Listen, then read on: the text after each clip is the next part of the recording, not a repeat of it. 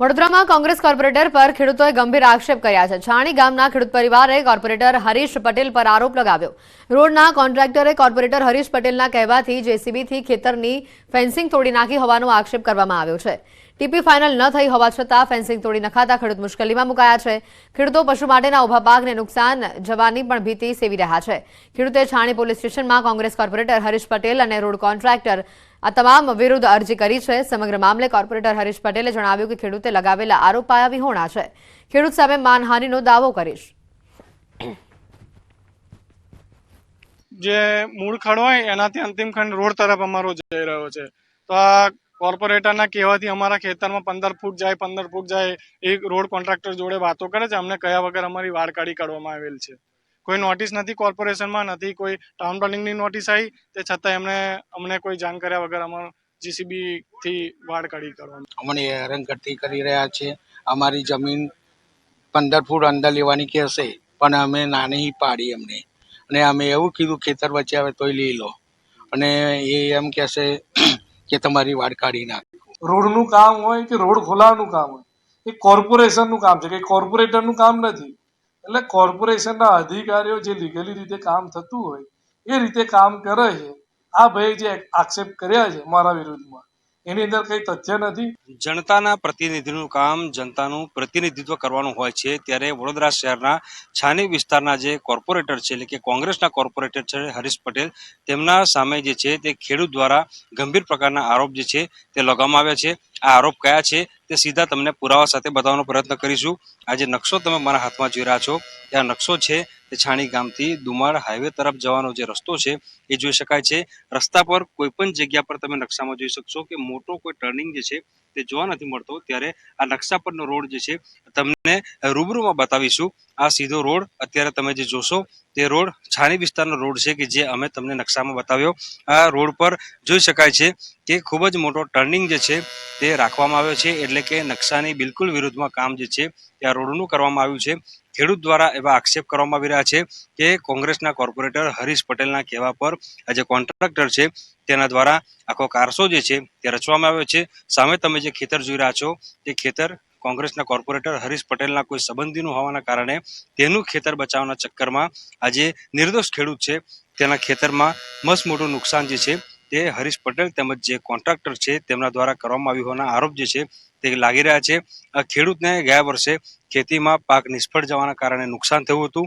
આ વર્ષે આશા હતી કે તેઓ પાક સફળ બનાવશે અને ત્યારબાદ તેમના પરિવારનું ગુજરાન ચલાવશે, પરંતુ વાડ સહિત મોટાભાગની જગ્યા પર નુકસાન થઈ જવાના કારણે આ પાક પણ નિષ્ફળ જાય તેવી ભીતિ જે છે તે સેવાઈ રહી છે। ખેડૂત જે છે તે આમ તેમ ભટક્યા, ન્યાય માટે ભટક્યા, પરંતુ તેમને ન્યાય કોઈ જગ્યા ન મળ્યો, જેથી તેમને કોર્પોરેટર હરીશ પટેલ તેમજ જે કોન્ટ્રાક્ટર છે તેના વિરુદ્ધ જે છાણી પોલીસ સ્ટેશન છે ત્યાં અરજી આપી છે અને ન્યાય માટેની ગુહાર લગાવી છે। હાર્દિક દીક્ષિત, ન્યૂઝ 18 ગુજરાતી, વડોદરા।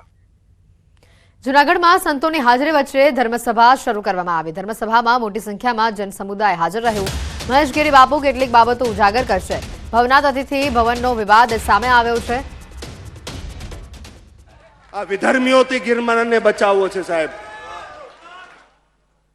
विधर्मियों से इस गिरनार को बचाना है। हम सबको एकत्रित होकर ही चलना पड़ेगा। सनातन के टुकड़े मैं नहीं सहन कर सकता। तो आज उस भाव से मैं बात कर रहा हूं।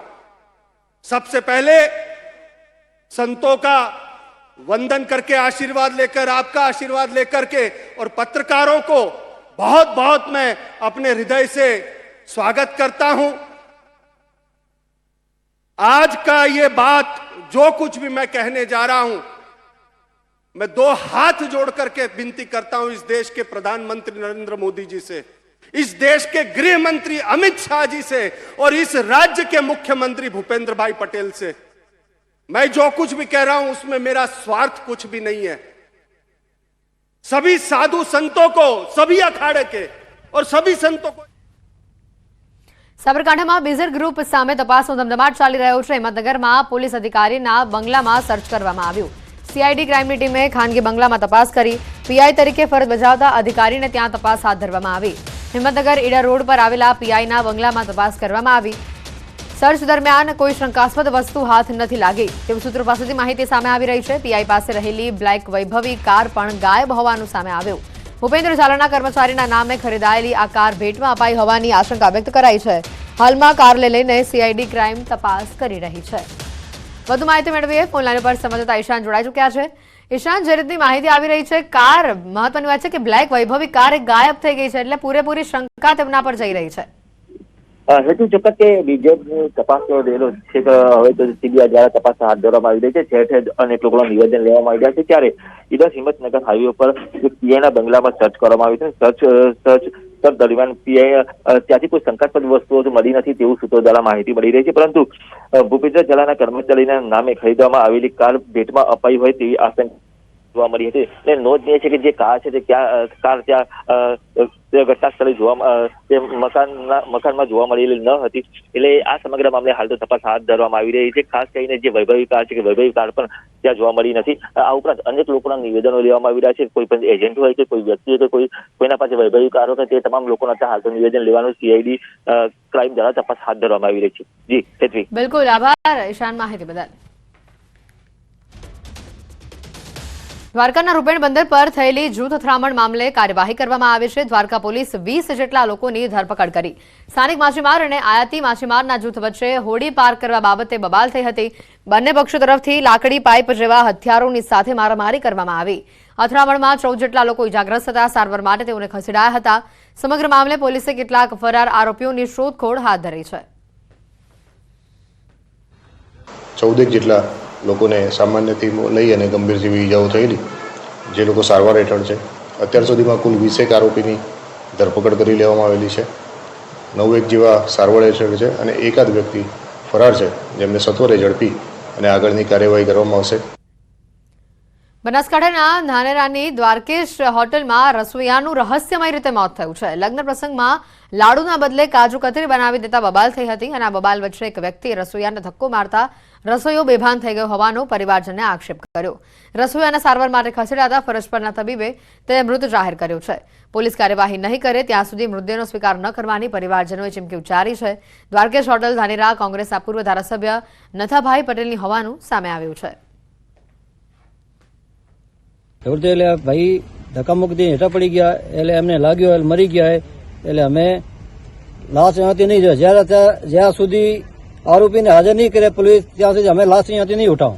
તો એમને કઈ કારણસર બબાલ થઈ કે ભાઈ એમના ઝઘડાને લીધે મરી ગયા ને જો પોલીસને અમે એફઆઈઆર લખાઈ દીધી પોલીસ કે અમે આરોપી લાવી દેશો, પણ જ્યાર સુધી પોલીસ આરોપી નહીં લાવે એટલા સુધી અમે લાશ હટાવવાની ભલે 15 દિવસ થાય કે મહિનો થાય.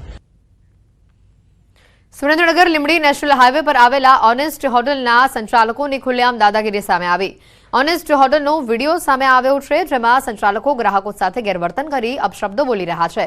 હોટલમાં આવેલા પાનના ગલ્લા પર ગ્રાહક પાસેથી એમઆરપી કરતા વધુ ભાવ લેવામાં આવી રહ્યો હતો અને જેથી બોલાચાલી થઈ. હોટલ પર રહેલ 3 થી 4 અજાણ્યા શખ્સોએ 2 ગ્રાહકોને માર મારી સોનાની ચેઇન આંચકી લીધી હોવાની ફરિયાદ દાખલ કરાઈ છે. વધુમાં હોટલના સંચાલકોએ હોટલ પાછળ આવેલ ફાર્મ હાઉસમાં લઈ જઈ મારી નાખવાની ધમકી આપી છે તેમ ફરિયાદમાં ઉલ્લેખ કરાયો છે. ત્યારે સંચાલકો અને માર મારનાર લોકો સામે કાયદેસરની કાર્યવાહી હાથ ધરાય તેવી માંગ ઉઠી છે. આ ઘટનાના દ્રશ્યો પણ સામે આવ્યા છે, જેને લઈને પોલીસે તપાસ કરે તેવી પણ માંગ કરાઈ છે. વધુ માહિતી મેળવીશું. અક્ષય જોશી ફોનલાઈન પર સંવાદદાતા જોડાઈ ચૂક્યા છે.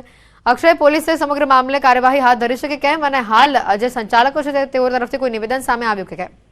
જી, ચોક્કસથી વાત કરવામાં તો જે એમઆરપી કરતા વધુ ભાવ વસૂલવાની ઘટના બની હતી લીંબડી હાઈવે પર આવેલ ઓનેસ્ટ હોટલમાં. તેને લઈ ગ્રાહક અને જે સંચાલક છે તેની વચ્ચે ઝપાઝપી અને ગાળાગાળી અને મારામારીના દ્રશ્યો સર્જાયા હતા. આ મામલે ભોગ બનનાર ગ્રાહક દ્વારા લીંબડી પોલીસ મથકમાં લેખિતમાં રજૂઆત કરવામાં આવી છે અને પોલીસ દ્વારા આ મામલે હાલ જે તપાસનો જે દોર છે એ આગળ વધારવાની કાર્યવાહી હાથ ધરી છે. પરંતુ હજુ સુધી હોટલના સંચાલક દ્વારા આ મામલે કોઈ સત્તાવાર નિવેદન આપવામાં આવ્યું નથી. પરંતુ ક્યાંક ને ક્યાંક તંત્રની મીઠી નજર હેઠળ સમગ્ર આજે વધુ ભાવ વસૂલવાની કામગીરી છે સંચાલકો દ્વારા થતી હોવાની પણ લોકોમાં ચર્ચા ઉઠી છે અને આ મામલે તંત્ર દ્વારા યોગ્ય કાર્યવાહી કરાય તેવી લોકોમાં માંગ ઉઠી છે. બિલકુલ, જે ફરિયાદી છે તેઓ આ મામલે શું કહી રહ્યા છે? અને ઘણીવાર આવું બનતું હોય છે અક્ષય કે હાઈવે પરની જે આવી હોટેલો હોય તે એમઆરપી કરતા વધુ ભાવ વસૂલતી હોય છે, એટલે ઘણીવાર ગ્રાહકોને એમાં સમસ્યા ભોગવવી પડે છે. જી ચોક્કસથી ખાસ કરીને જો લીંબડી ચોટીલા નેશનલ હાઈવે પરની વાત કરવામાં તો અનેક હોટલોમાં પાણીની બોટલથી લઈ દરેક જે નાની મોટી વસ્તુ છે વસ્તુના 1.5 થી 2 ગણા રૂપિયા વસૂલવામાં આવતા હોવાનું તેમજ ખાસ કરીને રાત્રિના સમયે તો જેમ મોડી રાત થાય તેમ ભાવ વધુ વસૂલતા હોવાની ફરિયાદો ઉઠવા પામી છે અને આ મામલે તંત્ર દ્વારા કાર્યવાહીના નામે માત્ર કાગળ પર જ કામગીરી કરવામાં આવતી હોય તેવું લાગી રહ્યું છે અને હોટલના જે સંચાલકો છે એ બેફામ બની રહ્યા હોવાની પણ લોકોમાં ફરિયાદો ઉઠવા પામી છે. આભાર અક્ષય માહિતી બદલ. દેશમાં વધતા જતા બ્રેન સ્ટ્રોકના કિસ્સાને લઈને ઇન્ડિયન સ્ટ્રોક એસોસિએશને નવી પહેલ કરી છે. અમદાવાદમાં ઇન્ડિયન સ્ટ્રોક એસોસિએશને મિશન બ્રેન એટેક ચેપ્ટર શરૂ કર્યું. વધતા જતા બ્રેન સ્ટ્રોક જાગૃતિને લઈને મિશનની શરૂઆત કરવામાં આવી છે. ભારતમાં દર 3 મિનિટે એક દર્દીને બ્રેન સ્ટ્રોક આવી રહ્યો છે, જ્યારે ગુજરાતમાં દર 6 મિનિટે એક બ્રેન સ્ટ્રોકનો કિસ્સો સામે આવે છે. અગાઉ 5% બ્રેન સ્ટ્રોકનો રેશિયો સામે આવ્યો છે અને જે હવે વધીને અંદાજે 10 થી 15% ઉપર થયો છે. એટલું જ નહીં, 20 થી 30 વર્ષના નાની વયના લોકોમાં પણ બ્રેન સ્ટ્રોકના કિસ્સાઓ વધી રહ્યા છે. તે ચિંતાનો વિષય છે. આ રિપોર્ટને જોતા અને ગુજરાત તથા ભારતમાં સ્ટ્રોકના કેસ ઉત્તર વધતા ઇન્ડિયન સ્ટ્રોક એસોસિએશને મિશન બ્રેન એટેક શરૂ કર્યું છે. 12 મેના રોજ વારાણસીમાં મિશન બ્રેન એટેક શરૂ કર્યા બાદ 7 ડિસેમ્બરે અમદાવાદમાં પણ તેના ચેપ્ટરની શરૂઆત કરાઈ છે, જ્યાં સ્ટ્રોક અંગે ભારત અને ગુજરાત જાગૃત થવા અંગે મેનેજમેન્ટ કરવામાં આવશે. कि इसकी अवेयरनेस की ज़्यादा से ज़्यादा ज़रूरत है और उसी के पक्ष को लेते हुए हमने इंडियन स्ट्रोक एसोसिएशन ने सारे across India primary stroke centre जहां गाँव में जैसे पीएचसी होता है, जहां पे सीटी स्कैन है, हम ये प्रोग्राम स्टार्ट किया मिशन ब्रेन अटैक का, फिजिशियन को ट्रेन करने का, जिससे ज़्यादा से ज़्यादा थ्रोम्बोलिसिस गाँव में पहुँच सकें. गुजरात में एक्ઝેક્ટ આંકડા ઉપલબ્ધ નથી, પરંતુ અંદાજ પ્રમાણે આશરે 240 to 250 જેટલા 240 થી 250 સ્ટ્રોક પર ડે થાય છે. એટલે કે એક કલાકમાં આશરે 10 સ્ટ્રોક, મિનિંગ દર 6 મિનિટે એક સ્ટ્રોક થાય છે. એક થંબ રૂલ એવો છે કે 33% સ્ટ્રોક છે એ પરમેનન્ટલી ડિસેબલ થઈ જાય છે, મને 10 થી 15%નું મૃત્યુ થાય છે. બાકીનામાંથી 33% એકદમ નોર્મલ જેવા થઈને કામે વળગી જાય છે અને બાકીના 33% કોક જાતના ડેફિસિટ સાથે પણ કામ ચલાવે, અડધું પડધું, એટલે મોડરેટ ડેફિસિટ સાથે એમની જિંદગી ગુજારે છે. તમે નશો શબ્દ તો સાંભળ્યો જ હશે ને. લોકોને કોઈક ને કોઈક વસ્તુનો નશો હોય છે, જેમ કે ચા, કોફી, તંબાકુ, બીડી, સિગારેટ કે પછી આલ્કોહોલના. આ એવા નશા છે જે શરીરને અત્યંત નુકસાનકારક છે. એવા પણ નશા છે જે તમારી માનસિક સ્થિતિ ઉપર અસર કરે છે. અને આ મોબાઈલનું વ્યસન, જો તમે પણ વારંવાર તમારો મોબાઈલ જોયા કરો છો તો તમને પણ પોપકોર્ન બ્રેન થશે, જેમાં વ્યક્તિ વારંવાર તેનો ફોન ટ્રેક કરતો રહે છે. કોઈ વ્યક્તિને એક સમય એક વસ્તુથી તરત બીજી વસ્તુ તરફ તેનું ધ્યાન ભટકી જાય છે, એટલે કે એક કામ પર તેનું ધ્યાન કેન્દ્રિત રહેતું નથી, તો તે પોપકોર્ન બ્રેનનો શિકાર છે. જ્યારે કોઈ પણ પોપકોર્ન બનાવવામાં આવતી હોય છે અને એને કોઈ પણ વાસણમાં નાખવામાં આવે તો ફટાફટ જે છે ફૂટતી હોય છે. પોપકોર્ન બ્રેન એક એવી મેન્ટલી કન્ડિશન છે કે જેમાં વ્યક્તિ કોઈ એક વિષય, વસ્તુ, પદાર્થ કે પરિસ્થિતિ ઉપર એક સરખું ધ્યાન એ કેન્દ્રિત નથી કરી શકતા. 1 મિનિટ માટે જે વસ્તુ જોવે છે તો બીજી જ મિનિટે એનું ધ્યાન એ કોઈ બીજી બાબત ઉપર કેન્દ્રિત થાય છે અને એના અનુસંધાન આ સર્વે કરવામાં આવેલો હતો. છેલ્લા 4-5 વર્ષથી પોપકોર્ન બ્રેન એક પ્રચલિત ટર્મ્સ બન્યું છે અને જેની અસર યેન કેન પ્રકારે સોશિયલ મીડિયા પ્લેટફોર્મના વધતા જતા ઉપયોગથી વધેલી છે. વારંવાર પોતાના મોબાઈલમાં શું આવ્યું, નોટિફિકેશન આવેલું છે તો કેવો મેસેજ આવેલો હશે, આપણે કોઈને મેસેજ કરેલો હોય તો તેનો રિપ્લાય આવેલો છે કે કેમ, એ વારંવાર જોવું એ પોપકોર્ન બ્રેઇનની સ્થિતિ તરફ લોકોને લઈ જાય છે અને સોશિયલ મીડિયા અને મોબાઈલના વધુ પડતા ઉપયોગના કારણે આ પોપકોર્ન બ્રેઇનની સ્થિતિ વણસી હોય એવું હમણાં સર્વેની અંદર જોવા મળેલું છે. કોઈના મેસેજ આવ્યા કે ના આવ્યા તો એનું ધ્યાન એ સતત ત્યાં કેન્દ્રિત થશે. એટલે પહેલા તો ધ્યાન ભંગની સમસ્યા એ પોપકોર્ન બ્રેઇનના કારણે વધી ગઈ છે અને એનાથી એક્ઝામ ઉપર પણ એની અસર પડી શકે છે. પોપકોર્ન બ્રેન વિશેની જાણકારી અમને મનોવિજ્ઞાન ભવનના કરેલા સર્વેથી મળી છે. રાજકોટની સૌરાષ્ટ્ર યુનિવર્સિટીમાં આવેલા મનોવિજ્ઞાન ભવનની 3 વિદ્યાર્થીનીઓએ મોબાઈલના ઉપયોગ અંગે એક સર્વે કર્યું હતું અને આ સર્વે અંગે તેમણે કહ્યું હતું કે તરુણો અને યુવાનો સરેરાશ 175 થી 180 વખત દિવસ દરમિયાન પોતાનો મોબાઈલ ટ્રેક કરે છે। વારંવાર ફોન ટ્રેક કરવો, એક વિડીયો પૂર્ણ ન થાય ત્યાં સ્ક્રોલ કરીને બીજો વિડીયો જોવા લાગવો, સતત અસ્થિર વિચારો આ બધા જ પોપકોર્ન બ્રેનના લક્ષણો છે। 1364 લોકો પર સર્વે કરવામાં આવ્યો, જેમાં સામે આવ્યું છે કે 61.2% લોકોએ કહ્યું કે તેઓ પોતાનો ફોન વારંવાર તપાસે છે। 61.8% લોકોએ કહ્યું કે તેઓને કોઈ કાર્યમાં એકાગ્ર થવામાં મુશ્કેલી અનુભવાય છે। 57.1% લોકોએ કહ્યું કે વધારે મોબાઈલના ઉપયોગના કારણે તેમની યાદશક્તિમાં ઘટાડો થયો છે। 77.4% લોકોએ કહ્યું કે લાઇક અને કમેન્ટ્સ ન મળે તો નિરાશા અને એકલતાની ભાવના અનુભવાય છે। 51.9% લોકોએ કહ્યું કે જરૂરતથી વધારે એક્ટિવ રહેવાના કારણે મગજમાં હંમેશા થાકનો અનુભવ થાય છે। દિવસ શરૂ થાય અને મોબાઈલની સ્ક્રીન શરૂ થઈ જતી હોય છે। લોકો નીંદર ઉઠતાની સાથે જ પહેલું કામ મોબાઈલ જોવાનું કરતા હોય છે। અનેક યુવાનોને આવી ટેવ હોય છે। જો કે આ જે છે સમસ્યા વધતી જાય છે, ત્યારે મનોવિજ્ઞાન ભવનની વિદ્યાર્થીનીઓ દ્વારા એક ખાસ સર્વે કરવામાં આવ્યો છે। આ સર્વેમાં જે છે આ પોપકોર્નની સ્થિતિ હોવાનું પણ સામે આવ્યું છે। ખાસ કરીને એકાગ્રતા ભંગ થતી હોય છે। લોકો જે છે તે ઓછામાં ઓછા દિવસ દરમિયાન 150 થી 175 વખત પોતાના મોબાઈલ ચેક કરતા હોય છે। જેમને આ સર્વે કર્યો છે તે આ વિદ્યાર્થીનીઓ છે। ત્રણેય વિદ્યાર્થીનીઓ દ્વારા સર્વે કરવામાં આવ્યો છે। હાલ આપણી સાથે અહીંયા સર્વે કરનાર વિદ્યાર્થીની છે, આપણે એમની સાથે વાત કરીશું। બેન, શું કહેશો, આપના દ્વારા આ સર્વે કરવામાં આવ્યો હતો અને કઈ રીતના સર્વે કરવામાં આવ્યો હતો?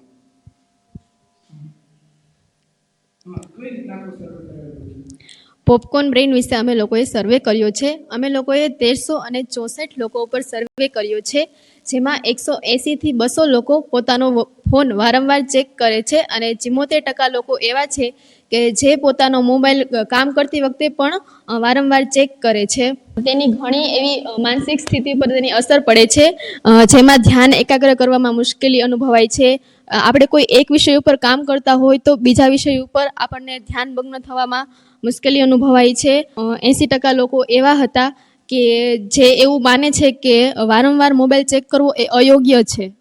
ચોક્કસથી આ જે વિદ્યાર્થીનીઓ છે તેમના દ્વારા આ સર્વે કરવામાં આવ્યો હતો।